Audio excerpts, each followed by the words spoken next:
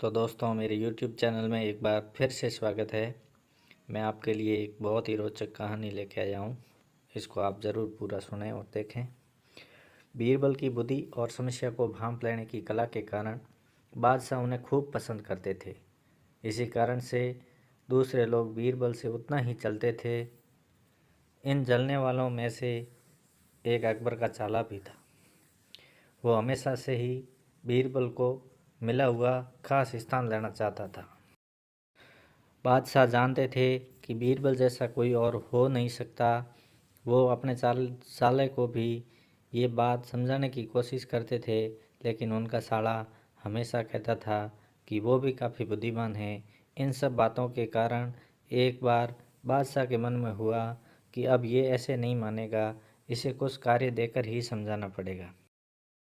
तभी अकबर ने अपने साले से कहा कि तुम अपने दिमाग और सूझबूझ से इस कोयले की बोरी को सबसे ज़्यादा लालची सेठ दमड़ी लाल को बेच कराओ। अगर तुमने ऐसा कर दिया तो मैं तुम्हें तुरंत बीरबल की जगह दे दूंगा। ये बात सुनकर अकबर का साला हैरान हुआ, लेकिन उसे बीरबल की जगह चाहिए थी। इसी सोच के साथ वो कोयले की बोरी को लेकर सेठ के पास पहुंच गया। सेठ ऐसे ही किसी भी बातों में आने वाला नहीं था, इसलिए उसने उसे खरीदने से मना कर दिया। अब अपना उदास चेहरा लेकर अकबर का साला महल लौट आया। उसने कहा कि मैं इसे नहीं बेच पाया। इतना सुनते ही बादशाह ने बीरबल को अपने पास बुलाया। उन्होंने अपने साले के सामने ही बीरबल से कहा कि तुम्हें सेठ दमड़ी लाल को ये कोयले की बोरी बेचनी है। बादशाह का आदेश मिलते ही एक कोयले का टुकड़ा उठाकर बीरबल वहां से चले गए। उन्होंने सबसे पहले एक मलमल के कपड़े का कुर्ता अपने लिए सिलवाया। फिर उसे पहनकर अपने गले में हीरे मोती की मालाएं डाल ली और महंगे दिखने वाले जूते भी पहन लिए।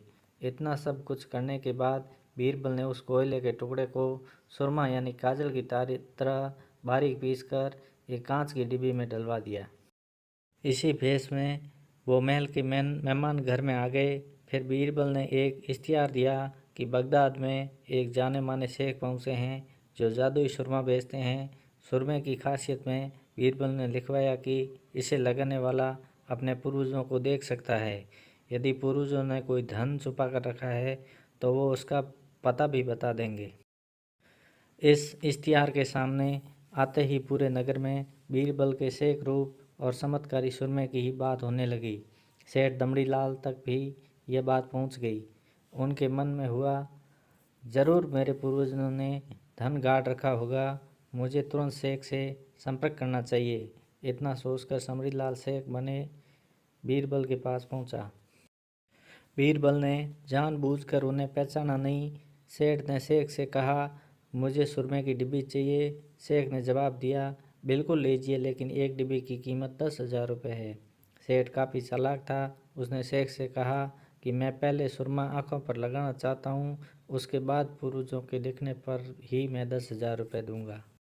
शेख बने बीरबल ने कहा, ठीक है, आपको ऐसे करने की इजाज़त है। बस आपको सुरमे की जांच करने के लिए चौराहे पर चलना होगा। चमत्कारी सुरमे का करिश्मा देखने के लिए वहाँ लोगों की भीड़ लग गई। तब बीरबल बने शेख ज़ोर ज़ोर से कहने लगे कि इस चमत्कारी सुरमे को सेठ जी लगाएंगे। अगर ये सेठ अपने माता पिता की ही औलाद है तो इन्हें सुरमा लगाते ही तुरंत पूर्वज नज़र आ जाएंगे। पूर्वज नहीं दिखे तो मतलब ये होगा कि वो अपने माता पिता की औलाद नहीं हैं। असली औलादों को ही यह सुरमा लगाने पर अपने पूर्वज नज़र आते हैं। यह सब कहने के बाद शेख ने सेठ के आंखों पर सुरमा लगा दिया और कहा कि आंखें बंद कर लो। सेठ ने आंखें बंद तो की, लेकिन उन्हें कोई भी नहीं दिखा। अब सेठ के मन में हुआ कि मैंने यह कह दिया कि मुझे कोई नहीं दिखा तो भारी अपमान हो जाएगा। इज्जत को बनाए रखने के लिए सेठ ने आंख खोली और कहा कि हाँ, मुझे अपने पुरुष दिख गए। इसके बाद गुस्से में लाल सेठ ने बीरबल के हाथ में 10,000 रुपये थमा दिए। अब खुश होते ही हुए बीरबल महल चले गए। उन्होंने कहा, लीजिए बादशाह, एक कोयले के 10,000 रुपये, और सारा किस्सा सुना दिया। यह देखते ही बादशाह का साला मुंह बनाकर महल से चला गया। उसके बाद से उसने कभी भी बीरबल की जगह लेने की बात अकबर से नहीं की। कहानी से सीख किसी से ईर्ष्या नहीं करनी चाहिए और अपनी काबिलियत को साबित करने के लिए बुद्धि का उपयोग करना ज़रूरी है। दोस्तों, अगर ये कहानी पसंद आई है तो अपने दोस्तों को शेयर करें। अगर आप मेरे चैनल पर नए हैं तो नोवेल स्टोरीज़ को सब्सक्राइब करें और नोटिफिकेशन बेल भी दबाएं। अपना और अपने परिवार का ख्याल रखें। मिलते हैं नई कहानी के साथ, तब तक के लिए धन्यवाद।